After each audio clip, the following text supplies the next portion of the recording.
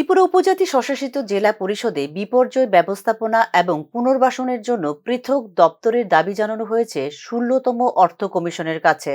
বিপর্যয় ব্যবস্থাপনা এবং পুনর্বাসনের ক্ষেত্রে পৃথকভাবে অর্থ বরাদ্দের উদ্দেশ্যে এই দাবি শুক্রবার সাংবাদিক সম্মেলনে একথা জানিয়েছে সরকারের সহযোগী আইপিএফটি।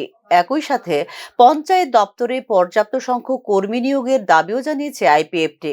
প্রথম বিষয় হচ্ছে introduction of separate department by perpetuating the present revenue department।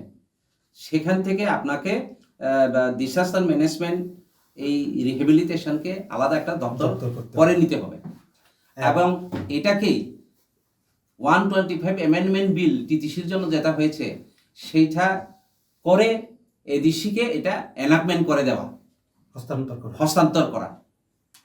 দ্বিতীয় আর তৃতীয়, এটা দ্বিতীয় চলে গেছে, তৃতীয় হচ্ছে পঞ্চায়েত লেভেলে এই যে ভিলেজ পঞ্চায়েত, এটা ত্রিপুরা সরকারের অ্যাকাউন্ট পঞ্চায়েতের যে ত্রিস্তরীয় যে পদ্ধতি রয়েছে, ব্যবস্থা হয়েছে, সেরকম যেন করে আরও স্টাফের পোস্টিং দেওয়া হয়, একেবারে ক্লারিক্যাল জব সহ।